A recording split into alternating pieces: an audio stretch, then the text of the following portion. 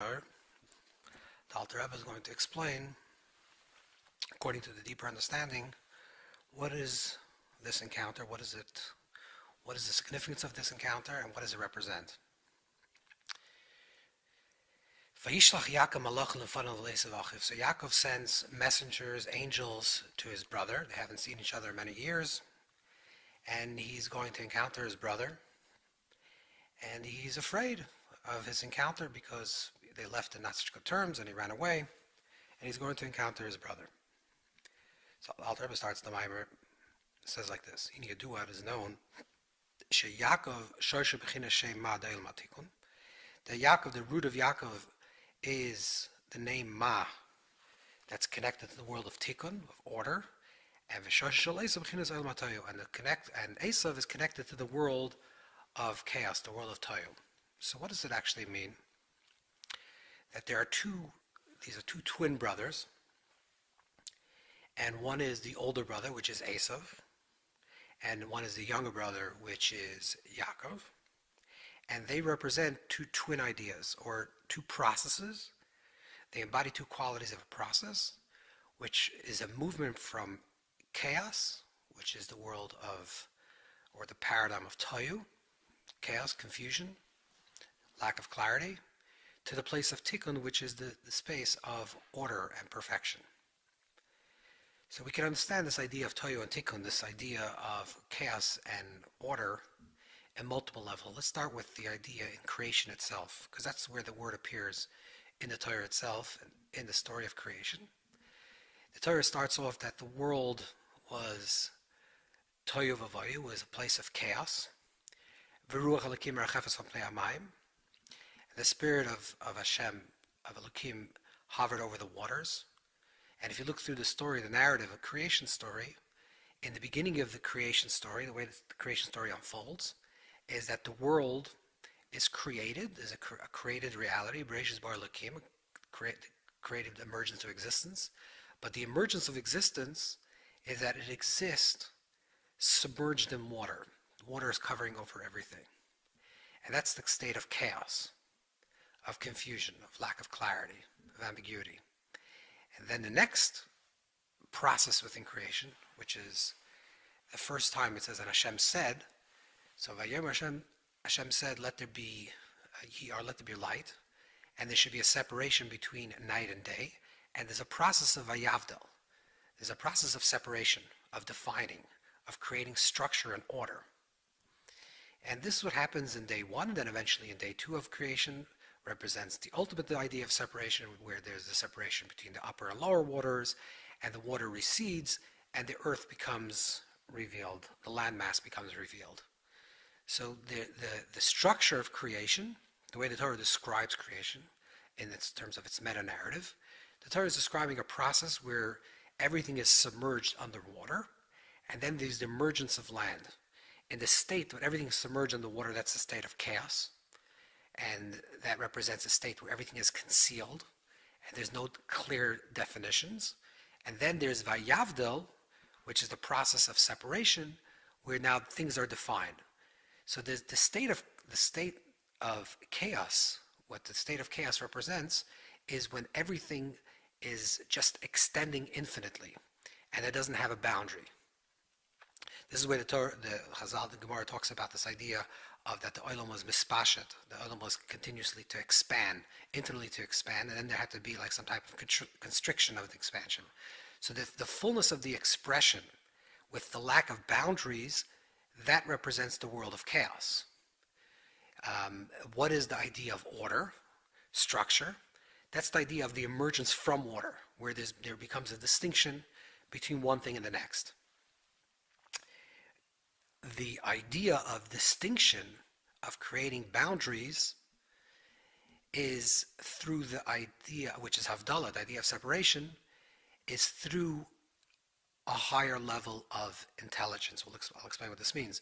But through the level of intelligence, through the level of moichin, of das, of awareness, that allows for the distinction. That's why im ein das of dalam and if there's no das, if there's no awareness, then there can be separation. In the story later on, in a similar story, where the Torah talks about in the beginning of Shmos, the book of Exodus, which parallels the story of the book of Bereshis, talks about the emergence, the birth of Moshe Rabbeinu, and the birth of Moshe. And the story of the birth of Moshe is that he also emerges from a place of water. So he's drawn from the place of water, which comes from a place which symbolically in the beginning of the creation story is the same way represents a state of chaos. And then Moshe, which is the Bechina of Das, the understanding, creates order and structure, and therefore he's the giver of law. This is just on terms of in the creation story. We'll try to understand this a little bit deeper, but this is on the creation story.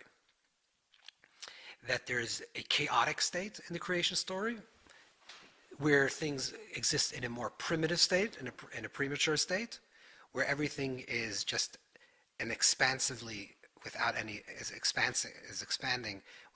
boundaries. And then there's the idea of order or structure, which is in the Torah story, in the beginning of the creation story, it's the idea of the separation between the waters, and the earth and the landmass, or day and night.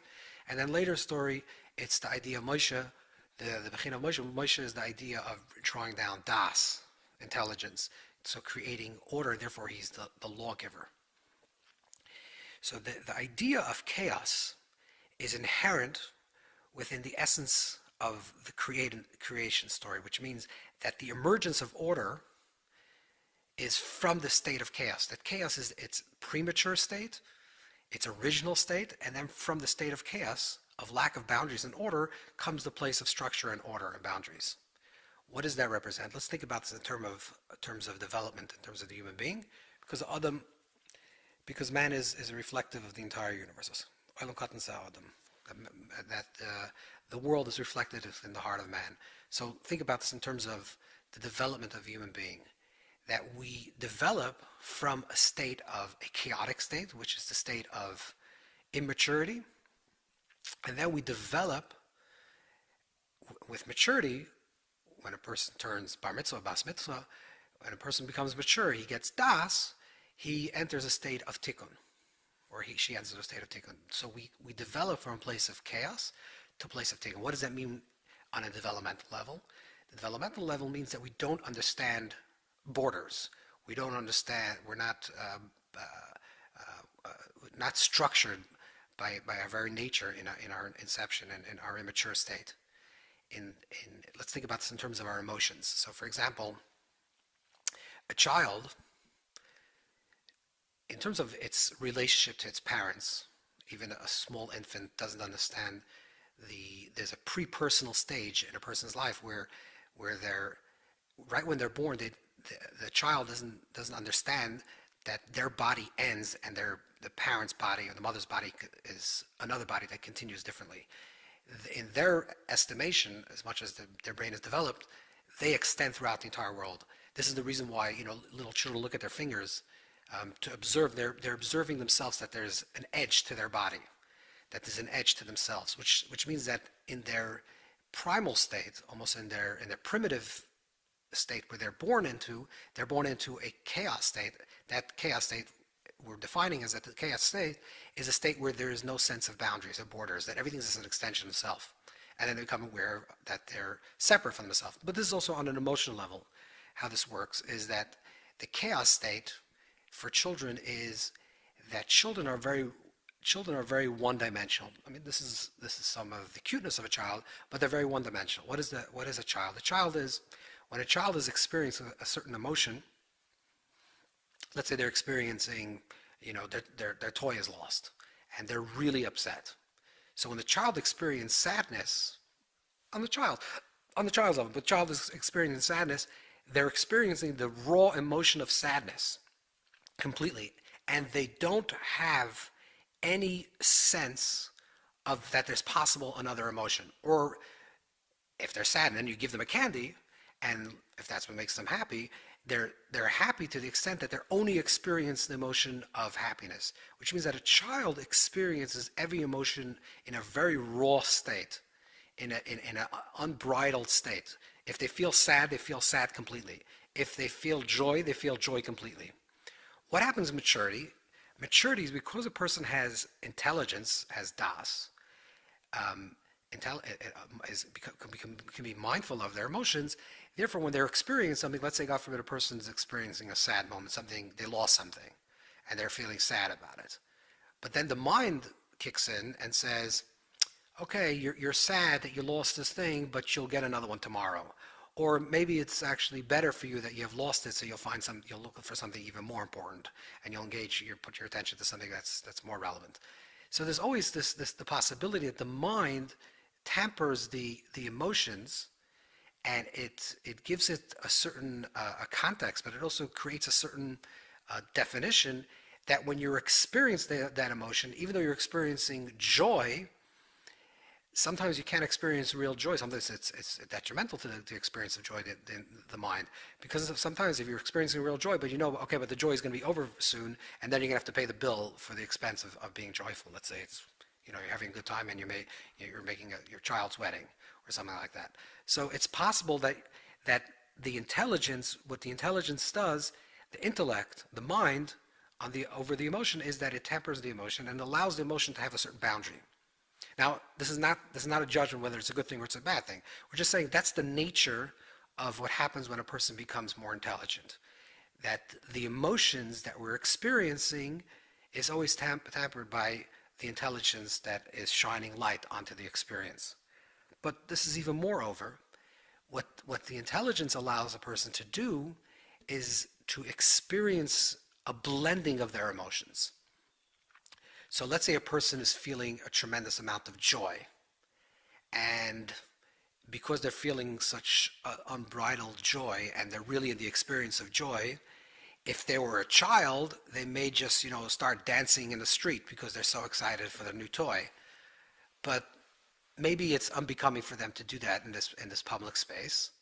So they blend their emotion of joy with some discipline, and therefore they contract a little bit of the emotion of joy, and they're not expressing it in its full capacity. So there's a possibility of contextualizing and defining and giving it structure to these emotions, but more importantly also to understand the possibility of multiple emotions. When a person is in a place of the subjective, which is another way of saying this, that a child is in a place of the subjective, which is the subjective experiences that he's feeling joy now, and that's it, he feels joy. Intellect is somewhat a level of objectivity. So when you observe yourself having this emotion, you'll say, okay, it's good that I'm having this emotion, but I should really mix this emotion with something else. I should experience, I would love to give my child everything, because that's the full emotion that I'm experiencing now of an emotion. And my child wants to play with a knife, and I just love my child, so I want to give him a knife to play with, but I understand that I have to practice discipline, so I can be objective. I can observe myself feeling this emotion of love that I have towards my child and say, okay, but the right thing for me to do now at this point is, to take away the knife, or to put my child to sleep, or to not give this child candy because he's going to have cavities and a stomachache. So the idea of having intelligence allows for the structure of the emotions, that it doesn't just run loose without any boundaries, which is the world of chaos. And it also allows to blend the middos, to blend the attributes themselves, the emotions themselves, to blend, to say, okay, now I would like to express an emotion of love with a healthy dose of discipline in order to create the proper balance between what the recipient and what my child would like.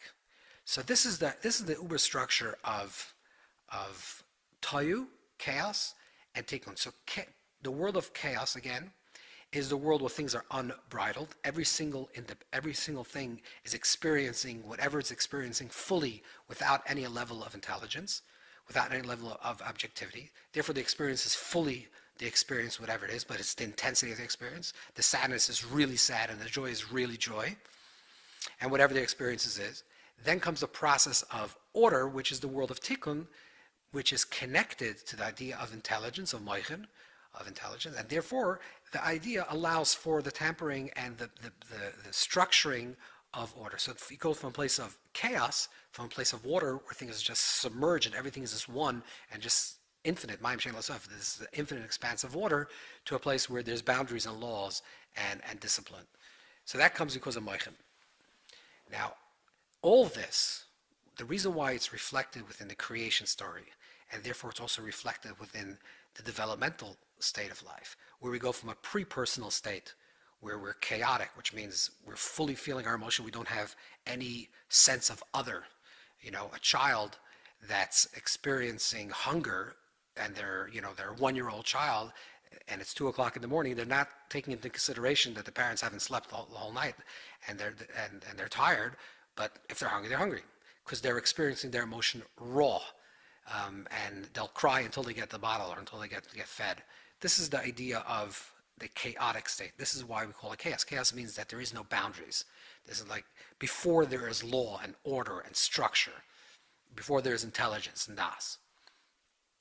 Now you can look at these emotions in two ways. You can say that from a place of the emotions themselves, the emotion is much more powerful and much more potent in a child than with an adult, precisely because we have the intelligence to be objective about our emotions and to blend our emotions with have love with discipline. The raw emotions of love, if we're not in a chaotic state, is not as intense as the emotions of a child. On the other hand, maturity demands that we're healthy, functioning human beings in the world of order and structure in this three-dimensional universe, where we have to walk upright, and therefore there's other people to take into consideration. Therefore, we have to temper our emotions. So from the perspective of the emotion itself, the rawness of the emotion and the potency of the emotion, it's stronger in the world of Tohu. It's stronger in the world of chaos. But from the perspective of functionality in terms of how we function in this world and the principles of law, civil law, spiritual law, ethical law, it's healthier to have the level of intelligence, the level of separation, and the level of cognizance to be aware of where could I express an emotion and where shouldn't I express an emotion, how much should I express an emotion, and how much I shouldn't. So that's the two paradigms.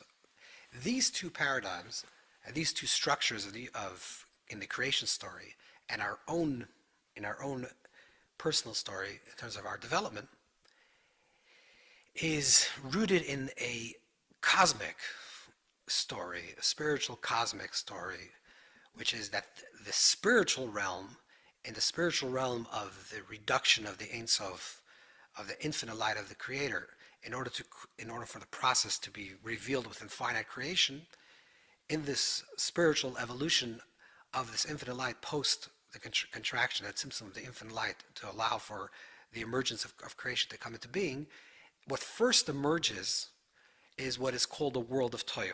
Now, first is in time, but really it's in depth. That what first emerges is the world of Toyu. What is the world of Toyu? This world of chaos, in terms of its relationship to what we talk about in terms of the creation story, the meta-creation story, through the 10 spheres, through the 10 attributes, the 10 emotional attributes or intellectual attributes, so to speak, the 10 prisms through which the infinite light is refracted into creation.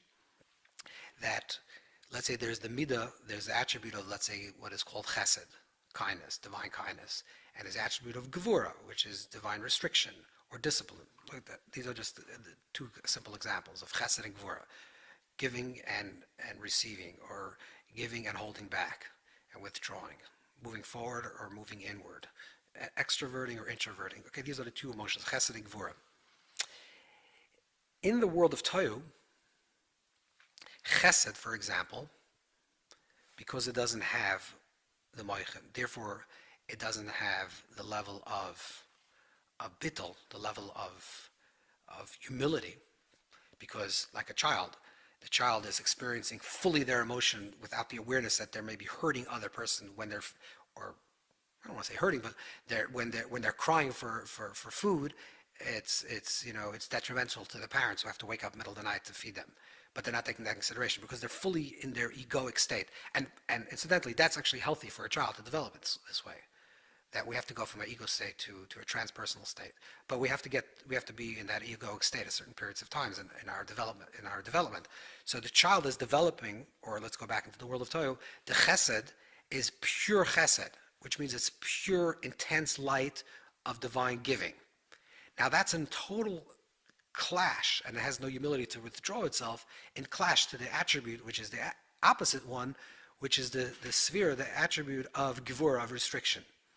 So when you have two very dominant emotions being expressed, just like you would have with children, two children that are fighting over a toy, the definition is that they're fighting over the toy because one wants his toy, and the other one wants it his way, and the other child wants it his way. They don't have enough intelligence if they're very young to understand that maybe it's better if they share. So what they end up doing is they're clashing with each other. In the spiritual realm of Toyu, this is a similar parallel, and the reason why it's reflected in this world is because that's where it exists in its spiritual root, that in the spiritual world of Toyu, Chesed is in clash with Gevura. Because Chesed says it has to be in the Chesed way, and Gevura says it has to be in the Gevura way. And therefore Chesed cannot see eye to eye with Gevura, and Gevura cannot see eye to eye with Chesed. That's the definition of being purely in this raw emotion. So what happens then? Now the emotions are very intense. The Ohr, the light that exists within Ohr Chesed in the world of Toyu, is a very intense Chesed. What happens then is that these two lights, so to speak, from the Ohr of Gevura and the Ohr Chesed, clash. And this is the Shvir Sakelim. This is the idea of the breaking apart of the vessels, which is the vessels of the world of Toyu. Shards of these vessels, as it were, metaphorically speaking, since the vessel of the light of Chesed retains a residue from the light of itself of Chesed, similar to like when you would pour coffee into a paper cup and there would be like a residue in the cup itself, even if you take the water out. So what happens when there was a clash between these two vessels, between Chesed and Gevura, let's say for example in the world of Toyu, the shards of the vessels of the Kalim of themselves fell into the physical realm, into the physical world, and that represents the intensity of the raw energy of the physical world. But the light of Olam HaToyu, which means the light itself that exists within the vessel of Chesed, within the vessel of Gevura, does not descend, but in fact transcends, so to speak, and leaves and stays in a more transcendent state. And then what is the world of Tikkun? Following. So in the world of Chesed and Gevura, they're nekudas, they're points that are in clash with each other.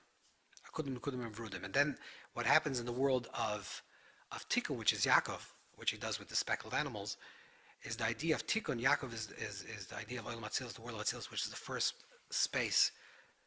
spiritual space of Tikkun, of rectification, is where there is drawing down of moichin, there's a drawing down of intelligence, which brings a humility, and therefore there could be a blending of Chesed and Gevura, and the Midos work in a functioning way, in an orderly way. Chesed knows that it has to express itself in comparison to Gevura, and not in clash with Gevura.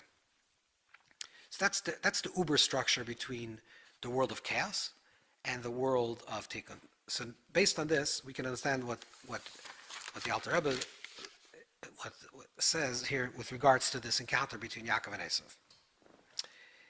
Now, Ohr is the Toyu hem gedoyle ma'od.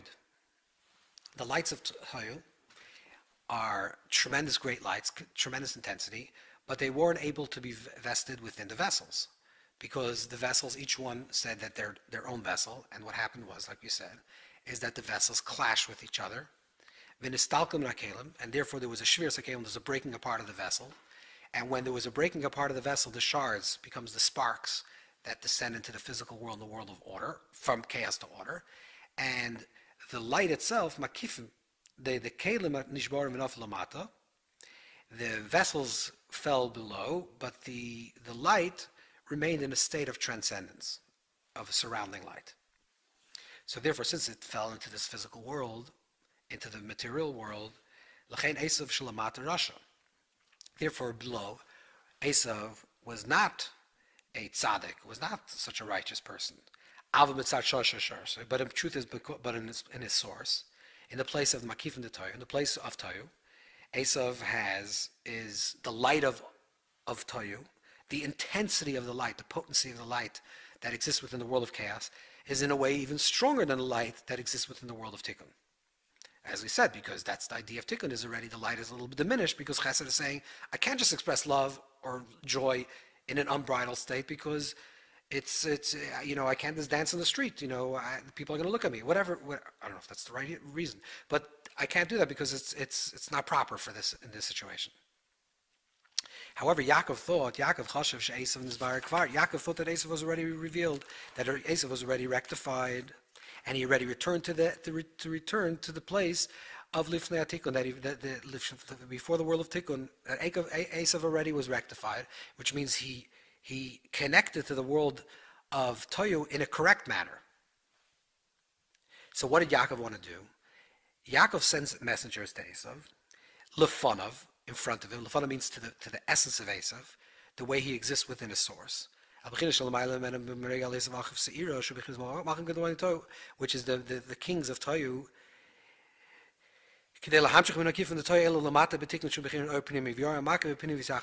So what Yaakov wanted was very important. Yaakov and Esav, so Yaakov represents the world of Tikkun, of order. Esav represents the brute force, chaotic, passionate person of Toyu.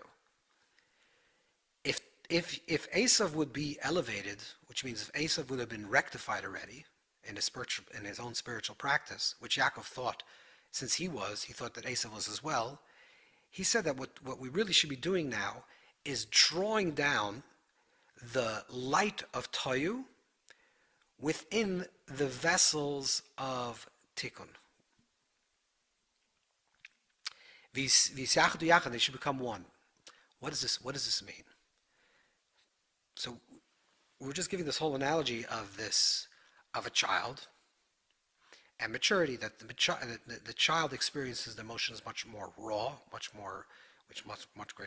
greater potency, and it's much more real, versus an adult, because of the maturity, because of the intelligence, doesn't experience it that way. But ultimately,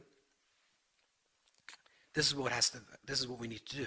This is the world. This is the idea of the elevation, and this is the idea of the tikkun of this world.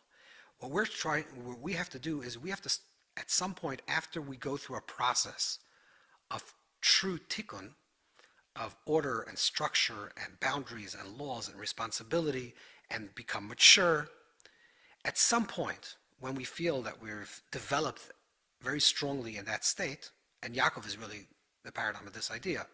So Yaakov sees that he's developed in that state. Yaakov now says, I want to now draw the light of Toyu, this intense light of Toyu, and draw it into the vessels of Tikkun. In the analogy, if you're talking about this as an analogy of a human development, is, so you experience your emotions very raw when you're a child. As you become mature, which means intelligence sets in, you become a bardas, you become intelligent, your emotions become more civil or structured and less intense. Besides in extreme cases, but when you're generally living your life, because okay, I'm happy now, but happiness, it's fickle. It's going to pass tomorrow. I'm depressed now, but I know tomorrow I'm going to be good. I'm sad now, but I'll figure it out. Right? So your emotions are not as raw and as intense. But ultimately, what you really want to do is you want to really reclaim your youth in your maturity.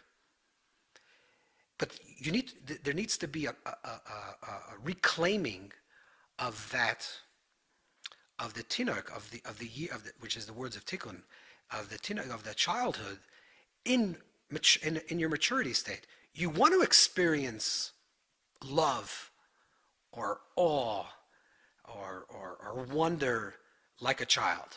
You don't want the cynical, intellectual you to always diminish every type of experience and say, not a big deal. You want to reclaim that wonder. You want to reclaim that passion. You want to reclaim that potency. So when you're going through the process of becoming a more responsible person and you're growing up, let's say in your teenage years, or you're getting married and you're becoming more a responsible person and the world of Tikkun, then that's a very important stage in life. And Tikkun is the way you go from the place of chaos to the way of order, and you're doing the world of Tikkun. You're practicing the law. You're practicing Torah mitzvahs. You're doing everything in law. But at some point, if you go through life just in the world of Tikkun and never reclaiming, then you lose your whole zest for life and your passion, and you become cynical, and you live without wonder. So at some point in your life, whatever age that is, whenever age you feel that that's the maturity, Yaakov reaches it and understood it, there's some type of shtus, some type of element of chaos that has to be reclaimed. That you say, you know what, when you're marrying off a child, whatever the state you're at, or you're getting married, whatever the state is, you want to feel that emotion real. That you want that emotion to be so real as if a child is experiencing it. You want to shelve your intelligence for a few moments and really experience, whether it's sadness or joy, whatever the experience is, you want to experience it deeply. That's a reclaiming of the light of Toyu within the vessels of Tikun. So it's a choice. You're making a conscious choice to open up, to allow yourself to experience the fullness of your emotion without your intelligence coming into play. But paradoxically, it's the intelligence that allows you to do that. It means you understand that in order for me to really experience joy now, I have to stop thinking about why I'm joyous or the problems of what this joy is going to bring, but just to really be in the experience of joy. That's the reclaiming of Toyu in the world of Tikkun. This is what Yaakov wanted. Yaakov said, let's join together forces, because that's ultimately the ultimate idea of the transformation of the shtus, of the lumaza, of the passion, the irrational passion of the physical world, of desire into spiritual desire. For in a higher context, in a deeper context, the shtus de kedusha. And this is what Yaakov wished in his encounter with Esav. He wished to find the essence of Esav and say, now let's go together and let's draw the light of Esav, the light of Toyu, into the world of Tikkun. And therefore he says, I've done all this. He tells Esav that I've already fixed these 5 partsufim, which is the 10 spheres. Everything's already fixed. And now I'm waiting for you. And now now I'm ready for you to receive the lights of these transcendent, passionate, unbridled lights of Toyu. Because it continues. If Tikkun was not completed, then you can't draw down those lights of Toyu. Like the Zohar says, the les birchas hashayim asar kina. You can't have blessings in an empty vessel. What does that mean in an empty vessel? If you're not equipped to receive the lights of Toyu, the lights of your youth, and you're 50 years old, but you're not equipped to receive it, and you just open up the valve to experience those emotions in those very raw ways, you're just going to end up in a chaotic state, and the emotion is just going to bleed out, whatever the expression is, wherever the experience is. But now he says, now that he's a full vessel, that he created the Tikkun, now he wishes to draw down the lights of Toyu. This is because he was already Lov and Garti, he already received the highest level of Lev and Elyon, of the white lights, of the transcendent lights. Yaakov is saying this within his own self. I'm going to say I'll say that Lovin represents white, that it whitens the sins of Israel. That's what he asked.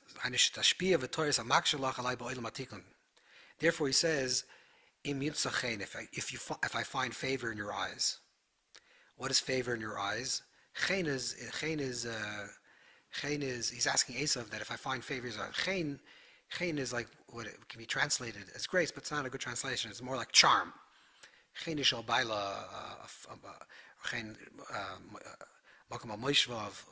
that there's a type of charm that a person feels. Charm is a very, very indescribable thing. It's not a particular thing. What's charm? A person has charm. They're projecting a certain quality.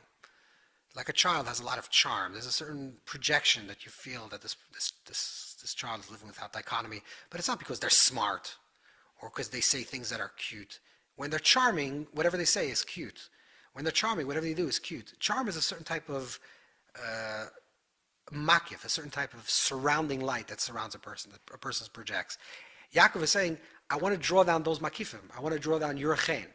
I want to come to that place of the chen and to draw down that charm. To transform chashaycha l'nahira, to really transform darkness into light. So therefore, I'm ready to receive those lights. And of course, the response that he receives from Esav is that he's coming with 400 men, which represents the world of Toyu as well, multiples of two and duality and separation. And he says that he's not, obviously he doesn't have to say this, but it's that he's not ready for this. He's not ready to draw down. But relevant to our life is to know that the process of life is to go from a place of Toyu, from a place of chaos and a place of unbridled and potent and full experiences of our emotions, to a place where we become mature and we become settled and we get organized and you get a job. Whatever you do in your life, you start functioning in the world of order, in the world of das and avdallah and separation. And a time is a time, and there's a night and there's a day, and everything's structured. But ultimately, not to lose that intensity that we had and those raw emotions that we had as a child, and to reclaim them in a healthy way, to draw down this chaotic, powerful emotions that we experience as children, to make sure that we draw them down into our own lives when we're in a mature state. So therefore, we can draw down the Oyers to Toyu, in the lights of Toyu, within the vessels of Tikkun, within the vessels of order and structure. Shkach.